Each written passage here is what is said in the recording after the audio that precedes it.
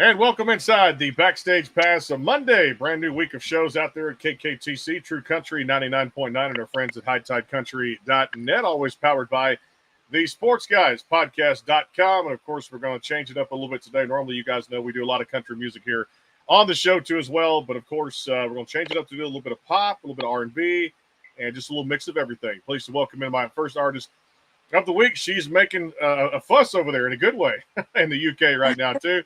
Natalie Shay to the program too, and doing some big things over there with her new EP out there all the time. What's going on? Hello, I'm well, thank you. This is very exciting. Thank you for having me. You got it too as well. Well, tell us about your background, growing up there, UK singer songwriter too, and these streams are coming in for this song called "Like You Boy," which we're going to talk about here in a little bit. But I want to get your background story. Kind of when did the music bug? When did it bite? When did you connect with music?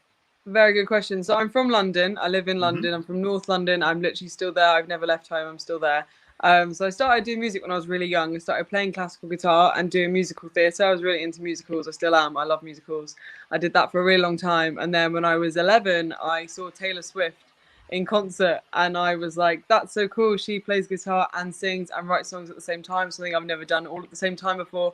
So I thought that was really cool and I wanted to give it a try. So I kind of started giving it a try around age 11, 12. I started playing live at age 13. So I'm 25 now. So I've been doing it for 12 years, pretty much like non-stop playing shows. And yeah, that's kind of who I am. And here I am now.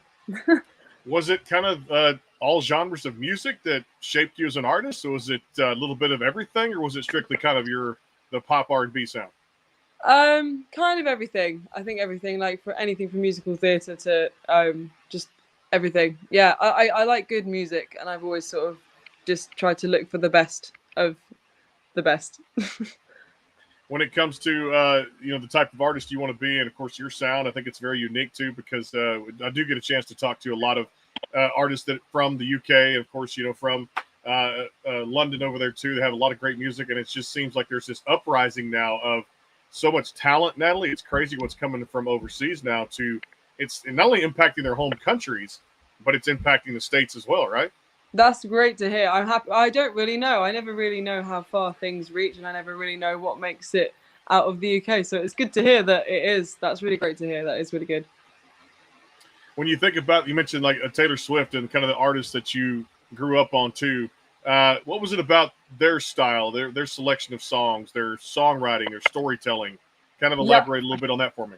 I think that's exactly it. For me, it is storytelling. I'd say I'm more of a lyrics person than a melody person. I like a good melody, but I definitely am like the lyrics are my thing. So any writer that writes from the heart, anything I feel like I relate to, learn about, think is like on the money stuff. Yeah, lyrical artists, lyrical songs are my thing. I love these shows they've been putting out. Of course, the shows have been out for a while now too. And I know the different countries have kind of different versions of them, such as American Idol, and of course, like The Voice. And I know there's some countries have the different things there. A big one too. Simon Cowell's got America's Got Talent, which is big too as well, and it's probably started there and came to impact the States. Are you a big fan of those music shows?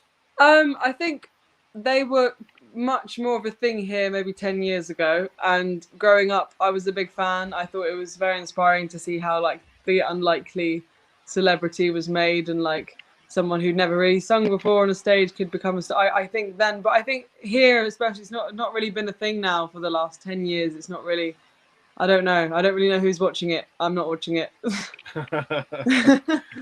Let's take it back to a little old school Natalie Shay there too, with a song called Rapture. You got a chance to work on with some great people in the business. I know Kreider was one of them there too for that particular project. Talk about just the songwriting and of course the message that Rapture, and we'll get to the new music here in a little bit.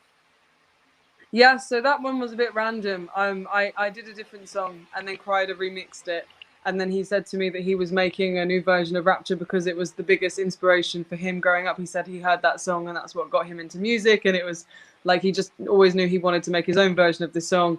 And it just happened at the time that he thought of me, asked me to do the vocal, and then I ended up doing it. So that's how that came about. When you look at, Natalie, collaboration in this business is becoming more and more cross genres of music with, country and pop. And you get a little bit of this, whatever they want to call it, bro country movement too. And, you see singers, different award shows now collaborating with the Megan Trainors and Vince Gill, Luke Combs, kind of crossing over there, old school country, new school country, modern day music, if you will. Talk to me about how important the collaborations are for the music industry, and looking back, is it a good thing to cross over and have different genres kind of mix a little bit? I think it is. I think it's the same as sort of like cuisine and also just people in general. Like the more things sort of cross over and blend, I think that's how new styles and new sounds and new tastes are created. I'm all about it across everything. Across everything. Yeah. I love it. No, it's great for the industry, no doubt too. And like I said, get a little bit of this, a little bit of that, and I'm with you. Like kind of cuisine. That's the varieties, the spice of life a little bit too. Hey, take me back to last year. I got a chance to listen to. We're going through everything. The Edge, which was a really cool 2-song EP of music out there too, which is really cool with a couple songs on there. Just really good music. It delivered it well. I noticed the cover was like just two people holding hands there too, or like just somebody grabbing like a couple of fingers there too from The Edge. Talk about just that project and the songwriting and the message you were sending through those tunes. Yeah, so that song is all about falling out with my ex-best friend. It's still quite a big thing for me. That song wasn't necessarily supposed to come out. The emotion was quite raw, and I just thought I needed to get that song out, so it came out.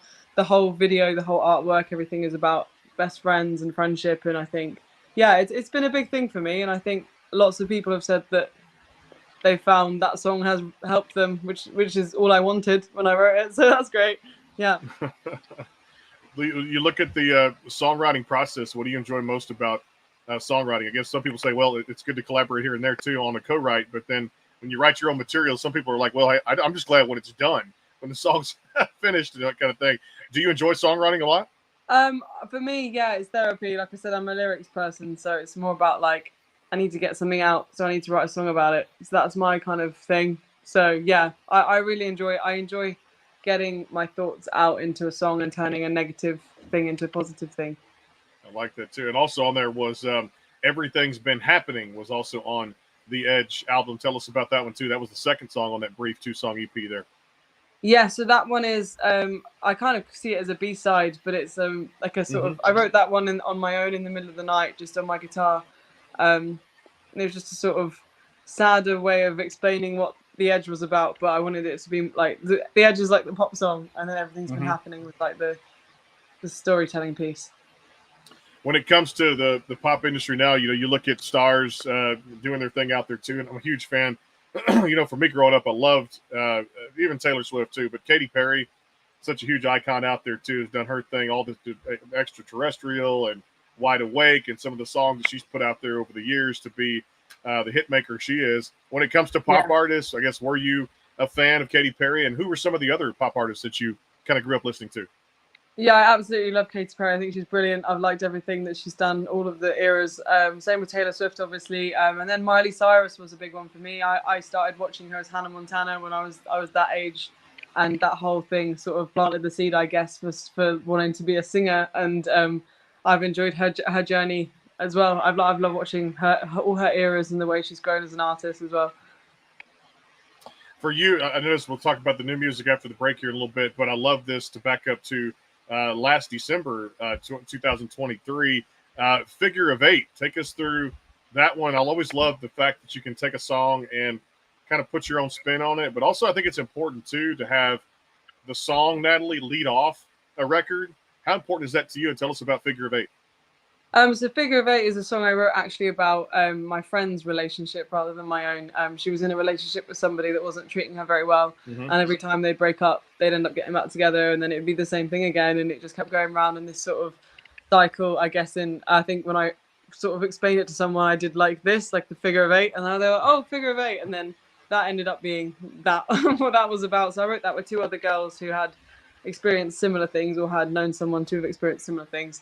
So we wrote that together. And yeah, so I guess all of these singles kind of were all part of the year. I kind of see this whole year as just like a big fat project of loads of songs that I just think all needed to sort of come out at the same time. But I wasn't ready to do an album. So they just sort of came out. Yeah. People don't realize too, I'm kind of immersed in the business too, and it takes a lot of dough when it comes to really money does. to put out an album yeah. too. It's not, singles aren't cheap either. They're not. No, You're right. they're not. That's basically it. Yeah. How important is that for you? We talked about songwriting kind of being that therapy and just playing with words and getting some stuff out there to fans. But if you look at getting in the studio with someone, a producer, after you lay down a track, the mix and mastering, picking the right person to put together the single or the EP for you, how important is that? To me, it's very important. I'm a bit of an audio snob. I like things to sound really good. So I do sort of try and generally work with the best people I think will make things sound good. I'm very about that. So yeah, for me, it's important. But I don't think it's always important. I think it's different types of music, tailored to different things. But I think the shiny indie pop sound, the better the production and mix and master is, the sort of better it is. And I enjoy doing that. I think it's fun. We're going to come back after this time out here and talk about Like You Boy, and it's the new one, All the Time, which has got some 3 great songs in there, and one called Doing Well from Natalie Shay out there, too. Be sure and give her a like on all the social media. We'll take a time out here, too, as well, for our friends, our CMA Fest sponsors. We're going to be at Country Music Association, the big festival coming up here June 6th to the 9th in Nashville, Tennessee, backstage at the Grand Ole Opry, and, of course, doing all the stages out there, too, Fanfare X inside the Music City Center, interviewing a lot of great artists out there, too. Country music's biggest festival is Nashville, Tennessee, and it is June 6th to the 9th of 2024, made possible by these sponsors are friends at the CadenGordonShow.com, today's best country mix, and out there are friends at Bangtail Whiskey. More with Natalie Shay. We'll come back and talk about All the Time here on the Backstage Pass. Stay tuned. The Bangtail pour is comprised of a sweet corn mash base. The front has a subtle sweetness and not too sharp. It has notes of a medium char or white oak for a smoky flavor in the middle, and the tail has a super smooth and warm finish.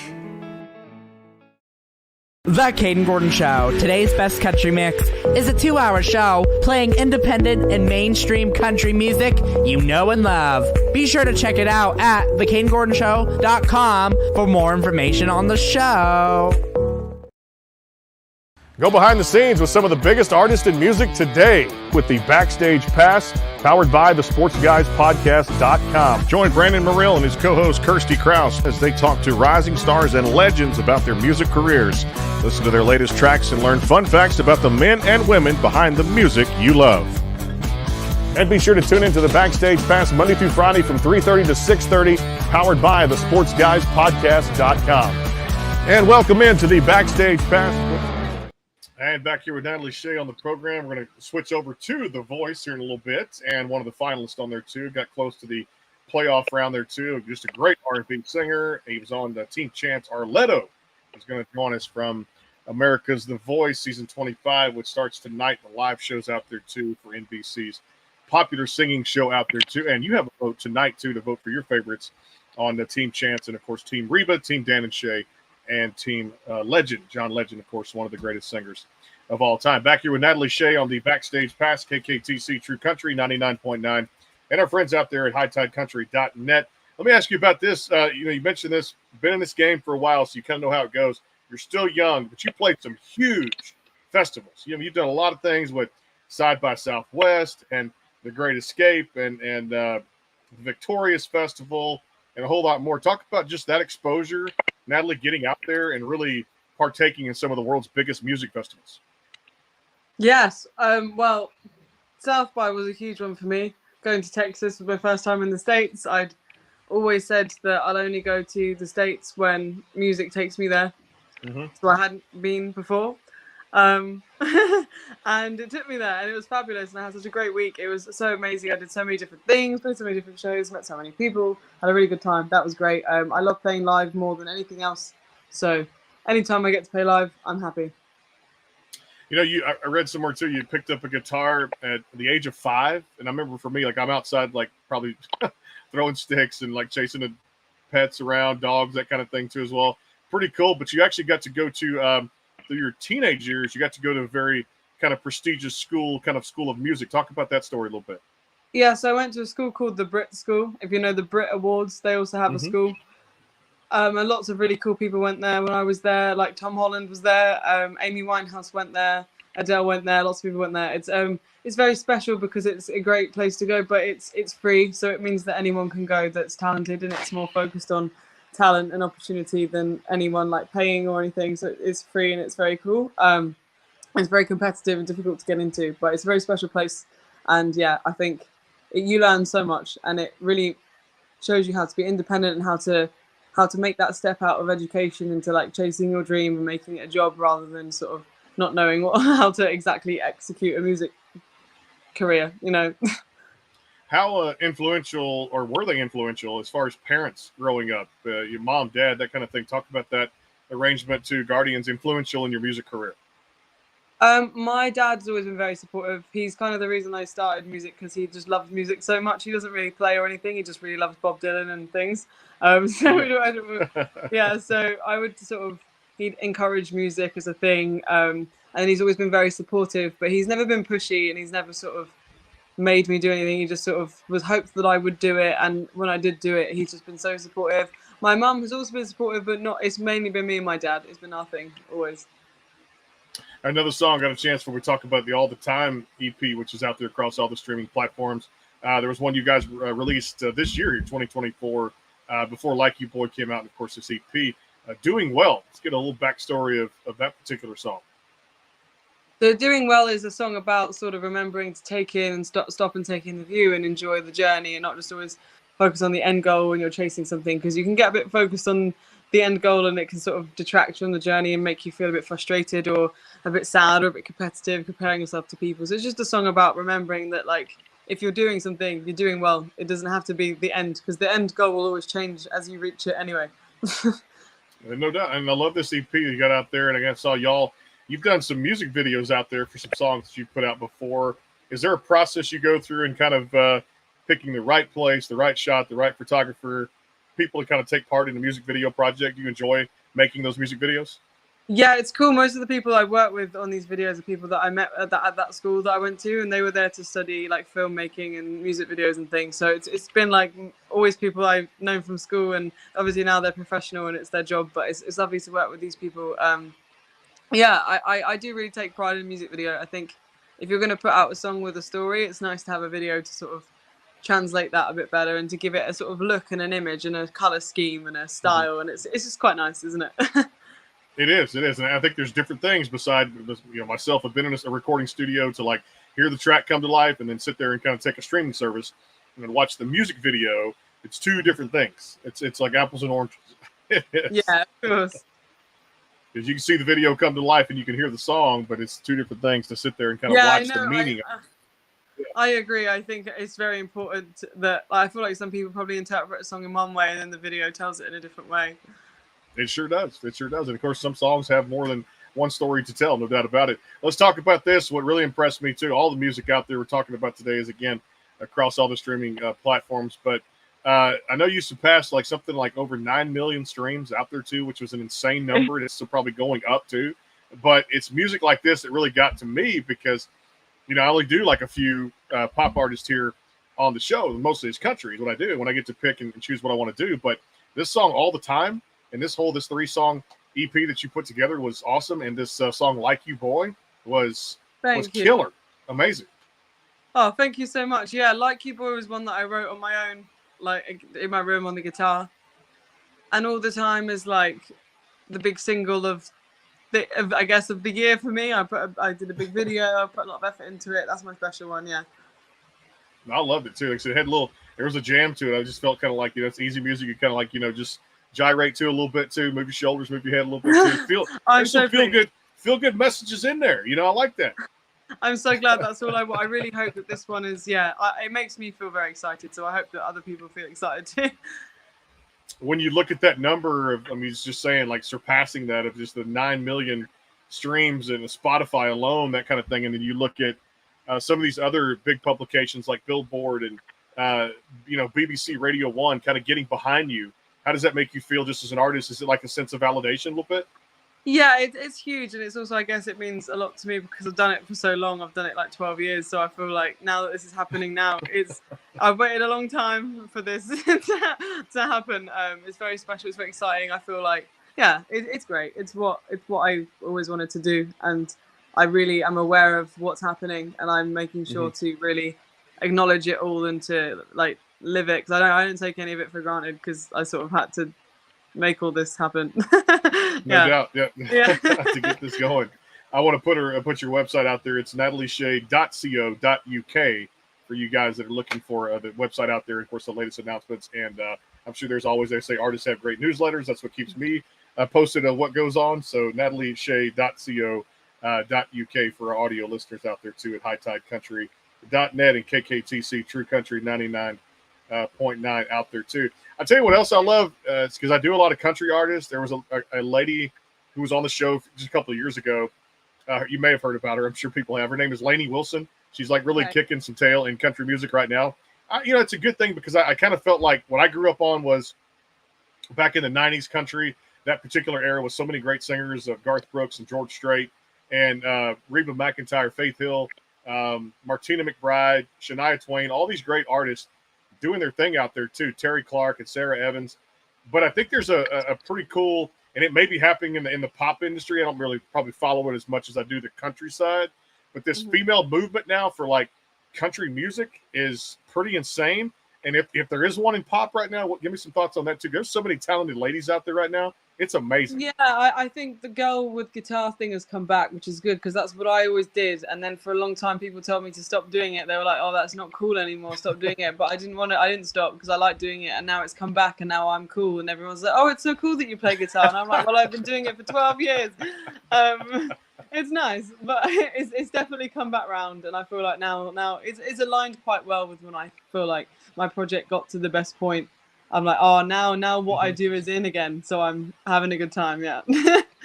That's a good thing. No, I think that, hey, chicks that play guitar, like I said, ladies that can do that too as well. Badasses. I'm going to go ahead and say it on the show because that's the way it is. Because there's a lady in country music. Her name is Lindsay L. She takes an electric one, Natalie, and she shreds. I've seen her in concert when I've gone to Nashville, and she just can play chords. And she's a badass. She is good at what she does. And, like I said, just can play some guitar licks, and I can only dream of having my fingers coordinate stuff like that too as well. So, I commend you for picking that up at the age of 5 out there too as well.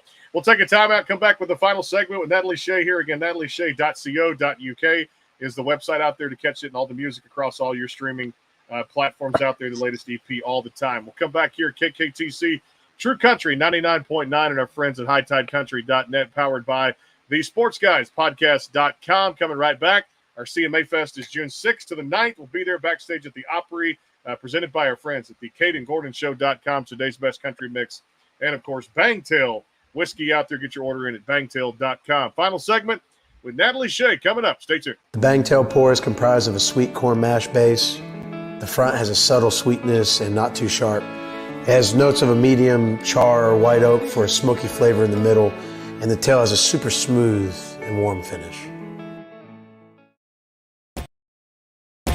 The Caden Gordon Show is a 2-hour show playing the best in country music. So check it out at thecadengordonshow.com. Again, that is thecadengordonshow.com. Go behind the scenes with some of the biggest artists in music today with the Backstage Pass, powered by the sportsguyspodcast.com. Join Brandon Morrill and his co-host Kirsty Krause as they talk to rising stars and legends about their music careers. Listen to their latest tracks and learn fun facts about the men and women behind the music you love. And be sure to tune into the Backstage Pass Monday through Friday from 3:30 to 6:30, powered by the sportsguyspodcast.com. And welcome into the Backstage Pass. And back here with Natalie Shay on the program all the time is the latest record out there too. Or I say record, 3-song EP, however you want to look at it too as well. But it's got some great songs in there too. Some she's released as singles like Doing Well, and of course now collectively in one place there. Again, natalieshay.co.uk for the website out there so you guys can keep track of it, especially if you're listening since we're in the States and you want to find even more great talent out there too. One of the best kicking ass, taking names over there in the UK too as well. By the way, what time is it? You're probably getting ready for bedtime over there too, aren't you? Yeah, it's 10:15 at night. Well, I appreciate you sticking it with me to this final segment. I know you're tired. Probably been a long day too for me. It's all good. Thanks for being such a team player and all this too. Hey, let's have a little fun with this too. In the spare time, as far as hobbies go and things like that, what do you enjoy doing when not doing music? What else? What kind of hobbies do you get into? I really like musical theatre, so I go to the theatre. I see shows. I like shows. Right. Yeah, see, music just it's a turnover. It's yes. Musical theaters. I like that too. Any particular ones that you're looking at trying to get involved in for musical theater? Well, my favorite show ever is Hairspray. I really like Hairspray. Yeah, Legally Blonde is good. Mean Girls is coming to London this year. That's Mean good Girls. too. All right. Yeah, so I like it. It's good stuff. That's one my wife loves too as well. She loves the Mean Girls too. I can't say for me. In and out. I probably put a game on or something. Hey, talk about a little bit. I got to throw a little sports in the conversation here because I know that even in London too as well, they love their sports. Anything they get involved, especially football, stuff like that. A different form of football than I say American football. But in talking to people out there too, some of the most passionate sports fans are in the UK, right? Yeah, there's a lot here. There's a ton of people there too, and they love when I say football. There's soccer, which is our football here, like I said, with the pigskin too as well. So they love watching a lot of the soccer over there too. Favorite food to eat in the home country? What do you like to go out to eat? What do you like to dine in for? Kind of anything. I really like food. I really like anything. I eat everything. Yeah, I don't know. What have I had this week? I've had a lot of Asian food this week. Been good. Like that. I like everything. Can't ask me to pick. It's impossible. All right, I'm gonna stay with the food category. Pizza. What toppings go on a Natalie Shay pizza? Oh, I do like pineapple. I'll be honest. I have to have pineapple. I'll probably go pineapple and black olives. I know that sounds weird, Really? but I like that. See, you would keep that pizza. I wouldn't even take a slice because I'm not pineapple and ham like Hawaiian, but I would not take a black olives are not my thing. So I'm safe with that. Cool. You're safe. If I ever come over there and we share a pizza, it's all yours if you have That's black why I chose it because then no one will want to share. to keep, no doubt, too. Hey, if you'd never become a musician, was there another career path you would have been interested in? I'd probably do something like a therapist or a psychiatrist. I'm really interested in the brain and people and like personalities. So something like that, probably. I like that. Yeah. People's the different, what makes people tick. I like that, too. Psychiatrist I love that. Somewhere in there. What goes on inside the brain. No doubt, too. We'll have fun with this one, too. I love it. As far as cartoons, growing up, I love watching just anything that was just kind of fun out there, too. For you growing up, what were your favorite cartoons? Cartoons. So I didn't really have anything to watch that wasn't on this one channel that we had on the television for a long time, and there wasn't really any cartoons on it. There was like a few like one called like BB3B that I used to watch, but then when I actually got able to watch television, I got really into like Family Guy. I've seen so much Family Guy. I love Family Guy. That's probably my favorite. Yeah. It's a funny show, no doubt about it too. I love it. So as much as I love this music too, which is out there across all those platforms. Hey, we'll finish with this one. Give me the most challenging part of being an artist. What's the most challenging thing you have to face? I think having to be this person every single day, even when you can't. You have to just always be your artist self, like, which usually is a part of you, but it's like there's other parts to you too, not just that part. But like people expect that part of you because that's your professional self, and like the product is you, so you have to be consistent. And I think people don't realize how it's like every day you have to just be this person. It can get quite a lot. Quite demanding, no doubt about it too, when it comes down to it. Hey, well, I love this EP all the time across all the digital streaming platforms out there too as well. Check her out at natalieshay.co.uk for the website out there too. Get more information on a superior upcoming emerging artist over there in London, the UK over there. Tremendous singer-songwriter. So glad we could catch up with you here on the show. Appreciate you being with us. And hey, next time when some new projects come out, feel free to come back on. Hope you had a great time. Thank you very much for having me. It was lovely meeting you. Thank you. Natalie Shay out there across all the digital streaming platforms, and natalieshay.co.uk with the new EP out there called All the Time. We're not done today. Arletto coming on here in a little bit from NBC's season 25 with The Voice. And, of course, this week, Doug Gray of the legendary Marshall Tucker Band coming here on Friday morning this week, too, as well, as we get ready to see Brantley Gilbert in concert coming up this weekend, too, in Fort Worth, Texas at Billy Bob's. Thanks to all the sponsors of CMA Fest. We'll see you on the flip side here in a little bit at hightidecountry.net and our friends at KKTC True Country 99.9. See you soon.